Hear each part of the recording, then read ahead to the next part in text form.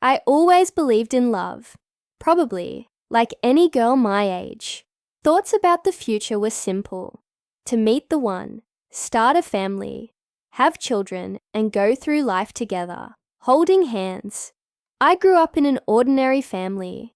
I didn't have luxury, but the main thing was the belief that somewhere out there was a person who would give me happiness, and I really met him.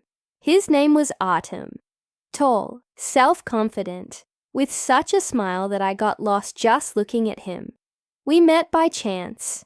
I was late for the bus, and he offered to give me a ride. I would never agree to get into a car with a stranger, but there was something special about him.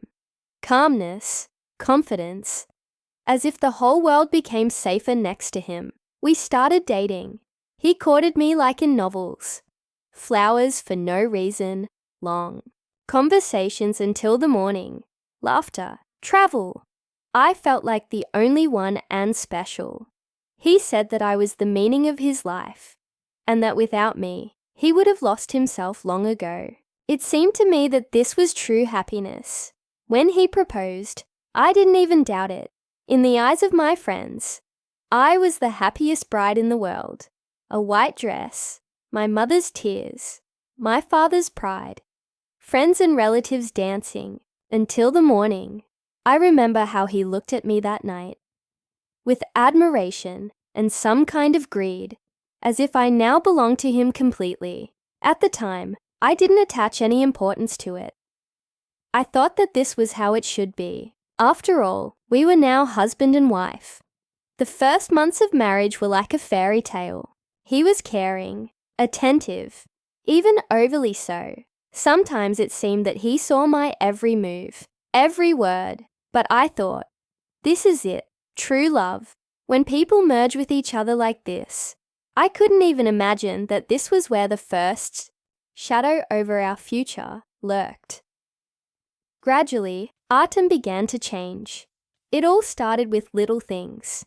He began to ask, why do I correspond with my friend for so long? Why did I choose this dress and not another? Why am I smiling at the cashier at the store? I laughed and answered that he was jealous. But inside, I felt awkward. A couple of months later, he insisted that I quit my job. I earn enough, he said. Why do you need this running around? Stay at home, take care of yourself.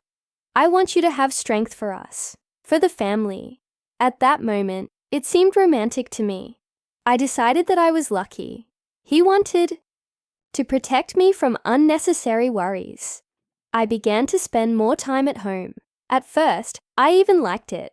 You can take up a hobby, read, cook. But then I noticed that all my time began to be subordinate to him. I caught myself thinking that I was waiting for him to come home from work, as if my life depended on it. Artyom often checked what I was doing. He called several times a day, sometimes unexpectedly, came home in broad daylight, as if checking where I was and with whom. I justified him. Well, he's just worried. He loves me. I thought so. But one day he said something that stuck in me like a splinter. You understand that you're mine now, right? Completely. He said it calmly, but there was some coldness in his eyes. I smiled back, so as not to show my fear. But something inside trembled. From that moment on, my life began to gradually change. Without noticing it, I stopped meeting with my friends. He always found a reason for me to stay home. It seemed to me that this was how it should be. Family is most important, but deep down, I felt that I was losing myself. One day, I finally decided to go to meet a friend. We hadn't seen each other for several months, and she literally persuaded me to get away for at least an hour. I told Artem that I wanted to meet. His face changed instantly. Why? He asked coldly. Just to chat, I answered, trying not to give in to the pressure. He smiled, but his smile was forced. Do you prefer her to me? I went anyway, but I felt guilty the whole evening. And when I returned home, I saw him sitting silently in the dark. He didn't say a word, he just looked. I tried to explain that we were just drinking coffee, but his silence was more frightening than any accusations. I went to bed feeling like I had done something terrible, although in fact, I had just met with a friend. That night, for the first time, I felt my life no longer belongs to me. After that night, everything got even worse. It was as if Artem had checked a box. She's capable of resisting, which means I need to hold on even tighter. He didn't yell, didn't hit, didn't threaten. No, his methods were much more terrible. He used silence, heavy looks, hints. Sometimes he could barely talk to me for 3 days, only dryly answering questions. And I went crazy. I thought that I had offended him, that I had done something wrong, and I tried to fix everything. I cooked his favorite dishes, tried to be more cheerful, more interesting, but he remained cold until suddenly one moment he melted and returned. As before, affectionate, loving. And then I felt such relief, as if I had returned to paradise again. It was like a game. He would destroy me to the ground, and then give me a crumb of warmth, and I thanked him for it. At some point I noticed that I stopped making decisions myself, even in small things. What to wear, what to cook, where to go. I checked everything with him. If he was happy, I felt calm. If not, everything inside me was clenched. Sometimes I caught myself thinking, what if I leave? Will I be able to live without him at all? And then another voice would sound inside. Where will you go? You have no job, no money. He was your salvation, and now without him, you are nobody. Artyom himself instilled these thoughts in me. At first, imperceptibly, softly, then more and more strongly. You have no idea how many girls dream of someone like me, he said. But I chose you. Don't let me down. One day we went to my parents. I was really looking forward to this meeting. I wanted to breathe in at least a little freedom, but Artyom ruined everything. The whole evening he was polite and kind, joked with my father, helped my mother in the kitchen. And when we returned home, his face changed. Did you see how you talked to your father? He said in an icy tone. Too cheerfully, too freely. Have you forgotten that you are married? Was confused. But this is my dad. He came closer, leaned over and whispered, remember, now you are my wife first and foremost. Everything else is secondary. I was shaking, but I nodded. Then he smiled and kissed me, as if nothing had happened. After that, I began to be afraid even of my parents. I began to call them less often, to make up excuses not to go, and then I realized, a terrible thing. I was left alone, completely alone. I had no friends. I hardly communicated with my parents. I had no job. I had no money. I was completely in his hands, and he knew it. The most terrible thing happened a year later. One day, I accidentally found correspondence on his phone. It wasn't that I was rummaging around. He just left his phone on the table, and there was a notification blinking. It was a message from a girl. I froze. He was writing her the same words he had once said to me. You are my life. I can't live without you. I felt like the world was crumbling under my feet. When he came home, I couldn't stand it and asked, who is she? He looked at me calmly, without even a hint of fear. What difference does it make? He answered, you're not going anywhere anyway. These words were the last straw. For the first time in a long time, I cried not from fear, but from anger. That night I realized, if I stay, I will simply disappear. After that night, for the first time in a long time, I couldn't sleep. His words rang in my head like a curse. You're not going anywhere anyway. But I heard something else in those words. He was sure of me. Too sure. He had no doubt that I was his hostage. And that was the small crack in his castle. I started thinking, slowly, carefully, as if I was learning to walk for the first time. What if I did leave? Fear immediately rose up inside me. Where? To whom? How to live without him? But I began to catch myself thinking that these thoughts were coming back again and again. I secretly took out an old laptop that had been gathering dust in the closet for a long time. Artyom thought it was broken, but in reality, it was just very slow. At night, when he was sleeping, I turned it on and started looking for a job. Any kind, any kind. Every time the laptop made noise and hummed, I froze, listening. Would he wake up? My heart was pounding so hard that it seemed like it could wake Artyom up louder than any sound. A couple of weeks later, I managed to find a part-time job as a freelancer. The first penny, the first tiny income. I didn't tell him anything. I hid the money deep in a book on the shelf. He never read anyway. With every small coin, I felt like I was getting my breath back. But Artyom began to notice the changes. "You've become strange," he said one day, squinting. "What are you hiding?" I froze. My heart sank into my heels. But I smiled and answered, "I'm just tired." He looked at me for another second, then shrugged and hugged me. And at that moment, I realized my mask must be perfect. One evening, when he went out to meet his friends, I decided to take a desperate step. I wrote to my mother, just a short message.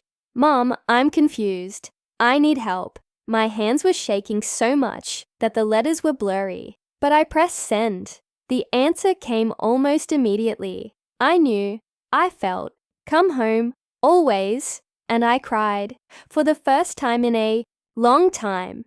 Not from fear, but because someone was still there. But leaving was not easy. Artyom seemed to feel that I was slipping from his hands. He became even more attentive, even more tender. Again he brought flowers. Again whispered in my ear, "You are the best thing in my life." And I was confused again. My heart believed, but my mind screamed, "This is a game. This is a trap." This went on for several weeks. I had already saved up some money. I already knew where I was going. All I had to do was wait for the moment, and it came. One night, Artyom went on a business trip, just for 2 days. But for me, it was a chance. I packed my things, only the bare necessities, hid my passport and some money in my backpack. All night, I sat in the dark and waited for dawn. It seemed to me that the walls of the house were breathing with me, that even the furniture knew that I was going to run. When the sun rose, I went out the door, and for the first time in a long time, I took a deep breath. The bus at the station seemed like a ship to me, carrying away not just people, but their destinies. I stood at the ticket office, clutching money in my hands, and was afraid to even name the city I was going to. It seemed that if I said it out loud, Artyom would hear, appear from around the corner, and ruin my plan. One ticket to... I hesitated and exhaled. To my hometown. The cashier tiredly punched the ticket without even looking at me, and I felt beads of sweat running down my back. In my hands was not a paper travel certificate, but a pass to life. The bus rocked, the road lulled, but I could not close my eyes. His voice rang in my ears. "You're not going anywhere anyway." Every turn in the road seemed like a step into the abyss. What if he finds out? What if he catches up? What if he stops? I hugged my backpack to my chest as if it contained the most precious thing, although in reality, it contained only a couple of things, documents and my savings. But at that moment, it was my whole life. Mom met me at the station. She hugged me so tightly that I couldn't breathe out, and only then did I realize that I was home. But the joy didn't last long. A couple of hours later, the phone started vibrating. Messages from Artyom poured in one after another. Where are you? What's going on? How could you? You ruined everything. And then the calls started. I didn't pick up the phone, but he didn't stop. Every minute his name appeared on the screen. Mom took the phone from me and said firmly, "You don't have to answer." I nodded, but everything inside me was clenching.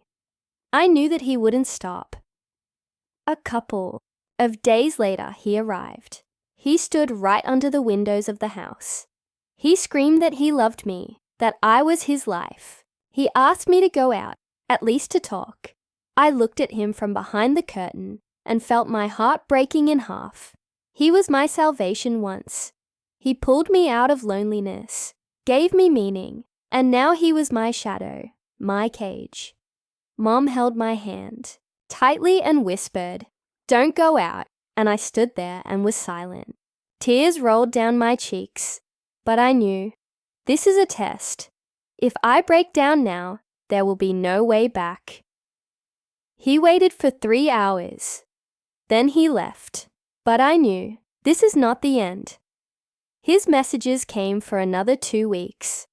Sometimes with threats, sometimes with pleas, sometimes with declarations of love. And I learned to breathe again. Every morning I got up, made tea, looked for a job. Little by little, I was getting my life back. And at some point, I realized I no longer tremble at his name.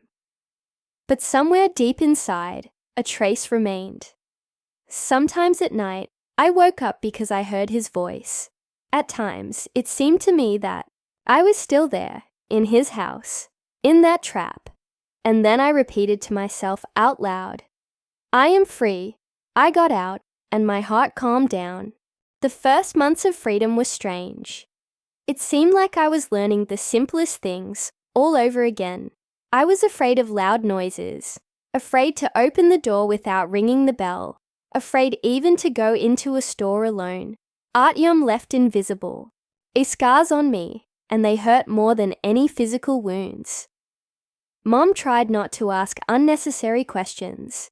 She understood that I needed time. Sometimes I woke up at night and heard her quietly walking around the house, checking if the doors and windows were closed. She was probably also afraid that he would come back. I was looking for a job. In my resume, I wrote about my experience, about my skills. But deep down, I knew that the most important thing now was not the position, but the opportunity to feel like a part of the world and not a prisoner of the past. During an interview in a small bookstore, they asked me, "Why do you want to work for us?" I thought for a second and said, "Because books are the only place where I always feel safe." I was accepted, and that was the beginning. Every morning I came to the store, put books on the shelves, helped customers choose stories, and gradually I wrote my own. Artem still reminded me of himself sometimes. Letters in the mail, messages from new numbers, strange profiles on social networks where I saw his name. But I learned not to react. I just blocked and lived on. Sometimes I wanted to write him everything that had accumulated, to tell him how much he had ruined my life. But then I realized, it makes no sense. He will turn any of my words into an excuse to come back. Almost a year passed. I laughed again. I made new friends. I even allowed myself to go to the cinema for the first time in a long time. And then one evening, leaving the store, I saw him. He was standing on the opposite side of the road, looking straight at me. The world around froze. All sounds disappeared. I felt my heart sink into my heels. But I didn't run. I didn't hide. I stood and looked at him. He took a step towards me, but at that moment a car drove by, and when it hid his silhouette, he disappeared. I didn't know if he was real or a product of my fatigue. But then I understood, even if he was near, he no longer had power over me. In the evening, I sat by the window and wrote in a notebook. I wanted to write down everything that had happened, and the more I wrote, the more clearly I understood. This story is not about him. This story is about me, about how I was able to break free, how I learned to live again, how I stopped being afraid. Yes, he was my salvation once, but then he became the cause of my collapse, and now I knew. My life is only mine. A year had passed since that evening when I last saw Artyom. I didn't know if he was real or just a phantom of my fears. But life went on. The store where I worked became more than just a place of work for me. It became my refuge. I felt protected among the books. Sometimes I even talked to them, like friends. It probably looked strange from the outside, but the books didn't betray, didn't shout, and didn't break other people's lives. One day, a man came into the store, tall, with slightly disheveled hair and a smile that seemed to illuminate everything around him. He asked, "Do you have anything light to read?" "I want to relax after work." I handed him the novel, and our fingers touched each other for a second. Everything inside me clenched. It had been too long since I had allowed myself such emotions. "Thank you," he said, and looked straight into my eyes. "By the way, my name is Igor." I was confused, but still answered. "Anya," Igor began, "to show up more and more often. At first, for books. Then, just to talk." He talked about his work as an architect, about his projects, about how he dreamed of building a house by the sea. I listened to him and thought, how easy it is to be happy next to a person. One day he invited me for coffee. I agreed, and was surprised at my own courage. In the cafe, we talked about everything, about films, about music, about dreams. Igor was easy, open, and real, not at all like Artyom. But that was exactly what scared me. When I returned home, Artyom's voice sounded in my head again. "You will never find anyone better than me. No one will love you. Without me, you are nothing." These words stuck in me so deeply that even years later, I heard them as if he was standing next to me. I picked up my phone to text Igor and cancel the next meeting, but my hands were shaking. Instead, I turned off the phone and went to bed. That night, I had a dream. Artyom came back, knocked on the door, and screamed that I had betrayed him. I woke up in a cold sweat. The next day, Igor came into the store again. I tried to keep my distance, but he sensed that something was wrong. "Are you afraid of something?" he asked. I looked down. "It's just, I had a complicated past." He nodded and said, "I won't rush you. Just know that I'm here." These words were like a life preserver, but also like a test, because I understood that if I let him into my life, I would also risk getting burned again. A week later, we finally met. We walked along the embankment, laughed, and ate ice cream like children. I felt so light that I almost forgot about everything. But when we sat down on a bench, I noticed that in the distance, near a lamp, there was a man in a dark jacket. He was looking straight at us, and even from a distance, I knew it was Artyom. I grabbed Igor's hand so tightly that he looked at me in surprise. "Are you okay?" he asked quietly. I couldn't take my eyes off the man by the lamppost. A dark jacket, a familiar posture, a step forward, and my heart sank somewhere into the abyss. "We need to go," I squeezed out and stood up abruptly. We almost ran to the bus stop, but when we looked back, there was no one. An empty street, lanterns, and cool night air. Maybe it seemed so. I tried to convince myself, but inside I knew. No. Artyom was here. He came back. That night I didn't close my eyes. I looked at the ceiling, listened to every sound. It seemed, to me, that the door was about to start shaking from his blows, that he was standing somewhere nearby, in the shadows. The next morning, I came to the store with red eyes. Igor came in almost immediately, noticed my condition, and insisted that we go to breakfast together. "Do you want to tell me what happened?"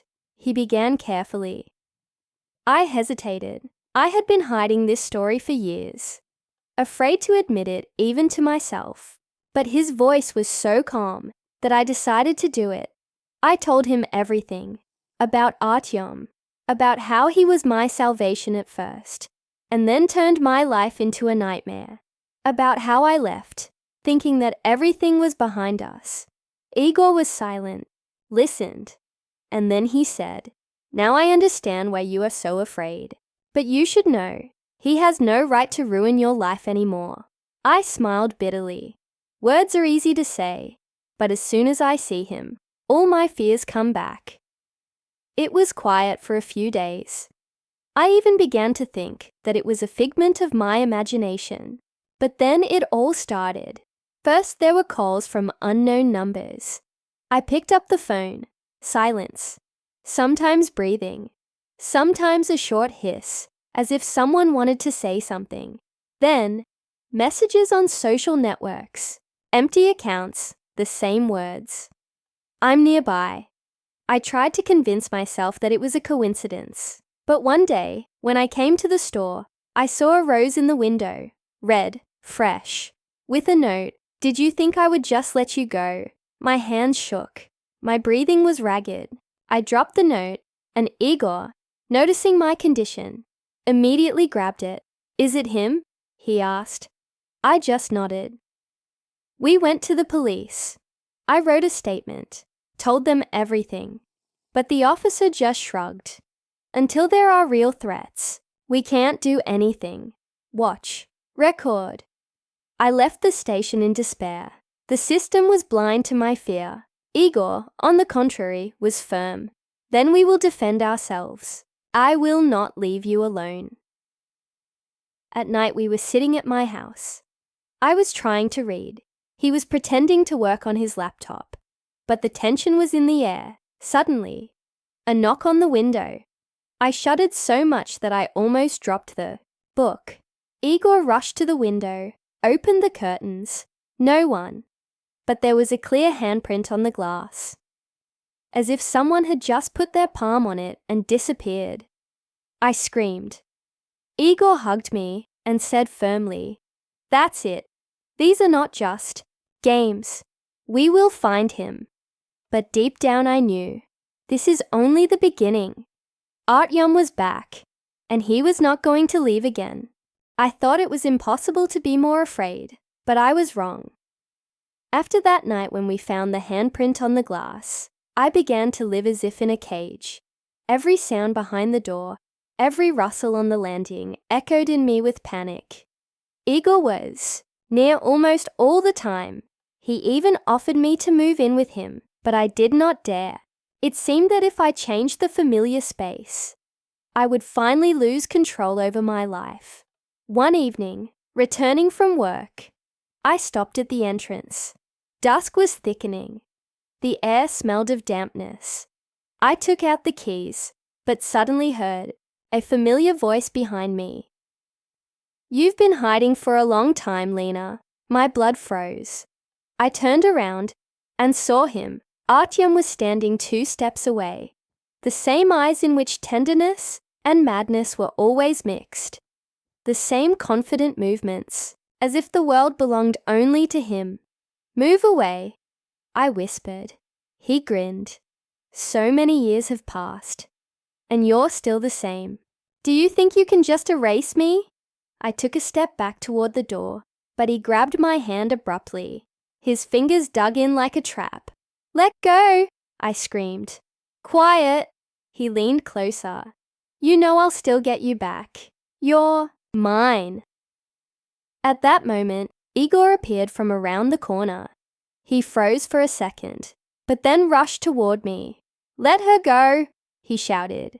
Artyom turned around, and something dangerous flashed in his gaze. He slowly let go of my hand, but didn't take a single step back. "Who is this?" he asked coldly. "A new savior." Igor stood between us. Yes, and you better leave, Artyom grinned. Do you think you can protect her? I was there when she was dying of pain. I know her better than anyone. His words hit me right in the heart. Memories of those days came flooding back. Fear, screams, sleepless nights. I could barely stand on my feet. Igor grabbed my hand and pulled me into the entrance, but Artyom managed to throw out one last word. You won't hide. I'll still give back what's mine. The door slammed shut and I collapsed on the steps, shaking all over. We didn't sleep for a long time that night. I sat in the kitchen, clutching a mug of tea, and Igor walked around the room, unable to find a place for himself. You see, he said, finally stopping. He's not just a maniac from the past. He's dangerous, really dangerous. I nodded. Tears rolled down my face. But the police. They're not doing anything, I whispered. So we have to do something ourselves. Igor sat down next to me and looked me in the eyes. I won't let him break you. There was such determination in his voice that for the first time in a long time, I felt at least a grain of safety. However, the following days turned into a game of cat and mouse. It was as if Artyom knew my every move. One day I found a photograph on the door of the apartment. Mine, 10 years old. On the back was written, "Time has not changed you." Another time I heard a whistle under the window. The same one he once whistled to me when we were together. Every time, everything inside me clenched. I waited for the blow. And then he decided to do more. In the evening, I was returning home alone. Igor was late at work. It was dark in the entrance. The lamp burned out. I felt for the keys when suddenly I heard a familiar step behind me. Turned around, and he was standing there again. Artyom, but this time he was holding a box. I brought you a gift, he said calmly. I backed away, clutching the bag to my chest. Leave me alone, he held the box closer. Just take it, and remember how it was before.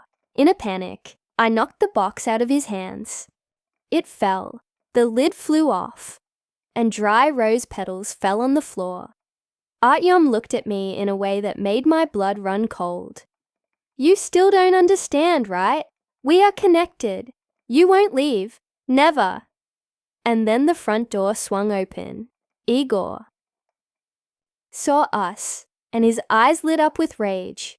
Get out of here, he shouted, running up. Artyom cast one last glance at me and disappeared into the darkness of the street.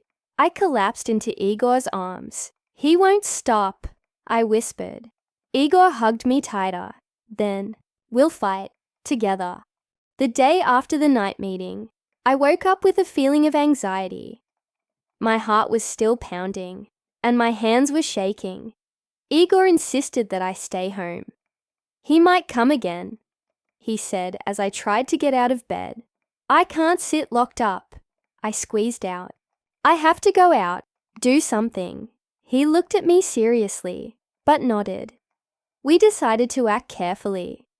I walked along the streets with Igor, avoiding familiar routes, changing our routes home, checking cars that might be parked nearby, and Artyom still found ways to show himself.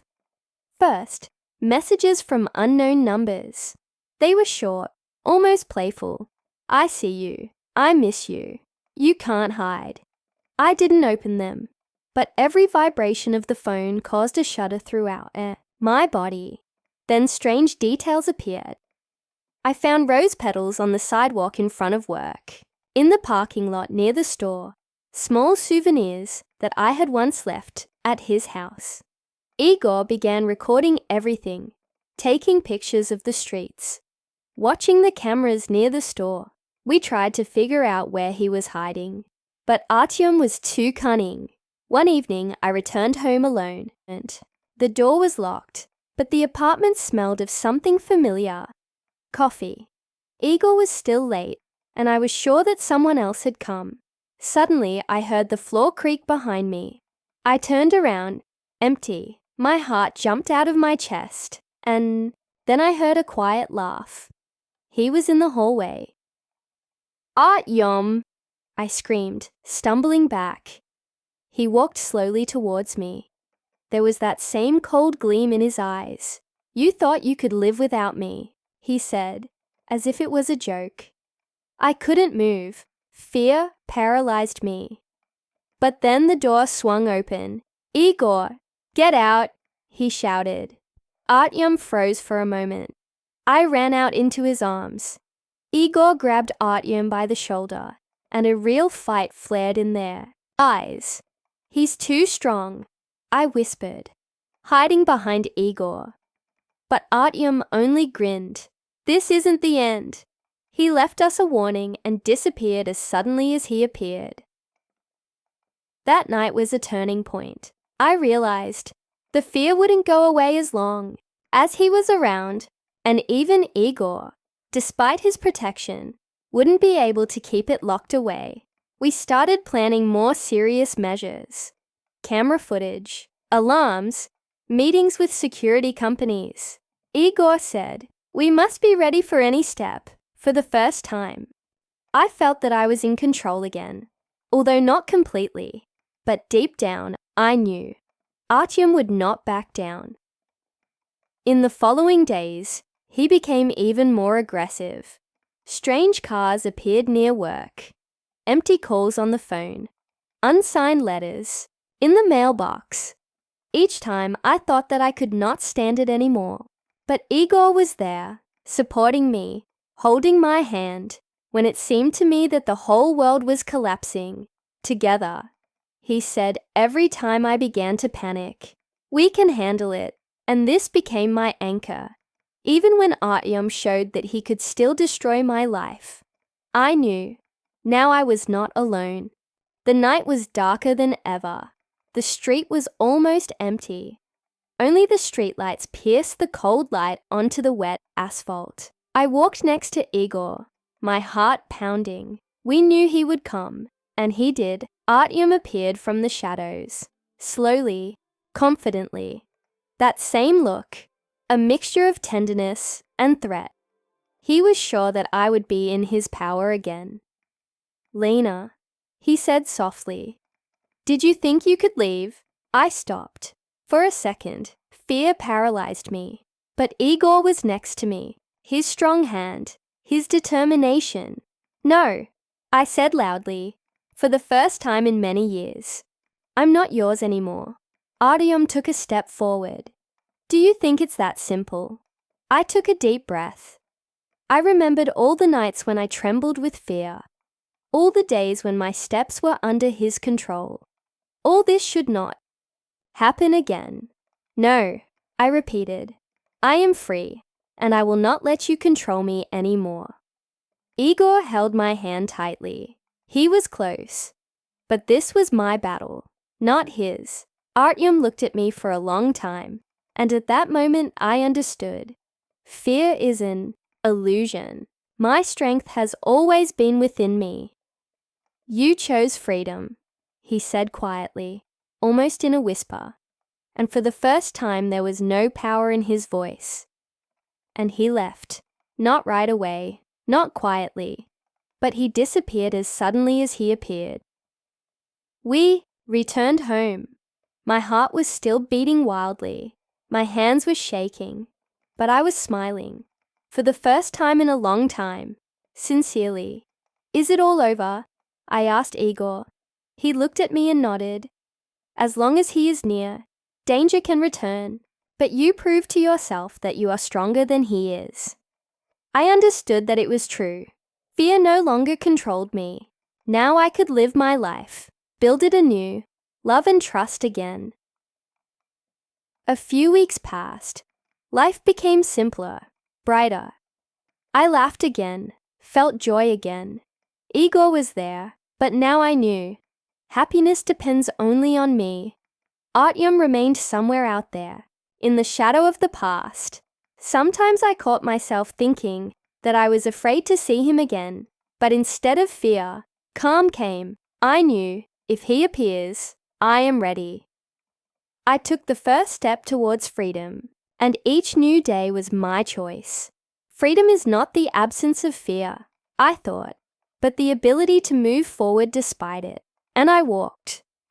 Open ending. Artyom can still appear, but now the heroine knows that her strength is within herself.